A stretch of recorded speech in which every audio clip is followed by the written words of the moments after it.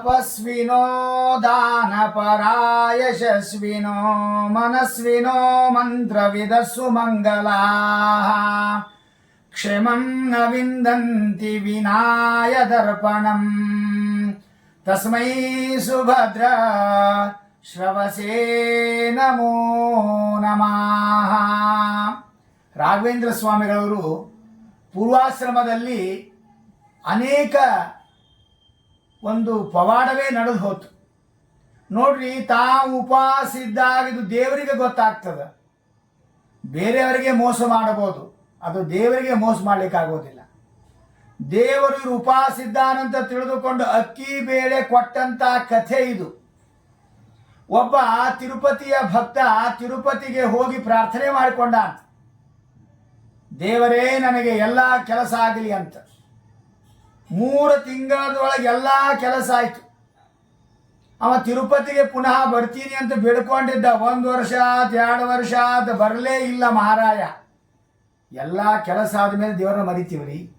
ಸಂಕಟ ಬಂದಾಗ ವೆಂಕಟರಮಣ ಆದಮೇಲೆ ಗುರುಗಳನ್ನ ದೇವರನ್ನ ನಾವು ಮರೆತು ಬಿಡ್ತಾ ಇದ್ದೇವೆ. ಈ ವ್ಯಕ್ತಿ ದೇವರನ್ನೇ ಮರೆತು ಬಿಟ್ಟ ಕೆಲಸ ಆದಮೇಲೆ. ಆದ್ರೆ ವೆಂಕಪ್ಪ, ತಿರುಮಲೇಶ, ಲಕ್ಷ್ಮೀ ವೆಂಕಟರಮಣ ಎಂದೂ ಮರೆಯಂಗಿಲ್ಲ. ಅವನ ಸ್ವಪ್ನದಲ್ಲಿ ಬಂದ, ಭಕ್ತನ ಸ್ವಪ್ನದಲ್ಲಿ ಕನಸಲ್ಲಿ ಬರ್ತಾ ಇದ್ದಾನೆ.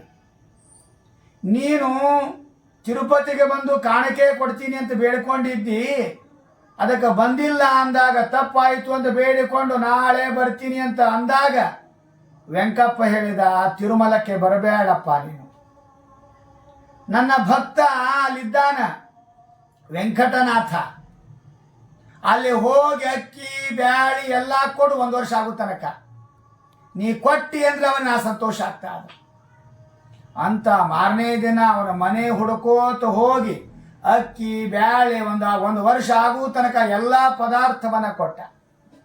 ನೋಡಿ, ರಾಯರು ಆ ವೆಂಕಪ್ಪನಿಗೆ ರಾಯರಂದ್ರೆ ಎಷ್ಟು ವಿಶ್ವಾಸ. ಅದಕ್ಕಾಗಿ ನಾವು ಗುರುಗಳ ಸೇವೆ ಮಾಡಿದರೆ ವೆಂಕಪ್ಪ ಅನುಗ್ರಹ ಮಾಡ್ತಾನೆ.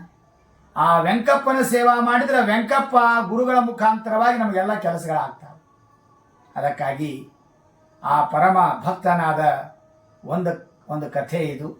ಅದಕ್ಕಾಗಿ ನಾವುಗಳು ಕೂಡ ಬಡತನದಲ್ಲಿದ್ದರೂ ಕೂಡ ಯಾರನ್ನು ಬೇಡಬೇಡಿ, ದೇವರನ್ನು ಮಾತ್ರ ಬೇಡಿ. ಅಂದಾಗ ದೇವರನ್ನು ಅನುಗ್ರಹ ಮಾಡ್ತಾನೆ. ನಿಜವಾದ ಸಖ ಗೆಳೆಯ ಸಖ ನೀನಾಗಿರು ಪಾಂಡುರಂಗ, ತ್ವಮೇವ ಮಾತಾ ಪಿತಾ ತ್ವಮೇವ ಅಂತ ಹೇಳಿದಂಗ ತಂದೆನೂ ನೀನೇ, ತಾಯಿನೂ ನೀನೇ. ತಂದೆ ನೀನು, ತಾಯಿಯು ನೀನು, ಬಂಧು ನೀನು.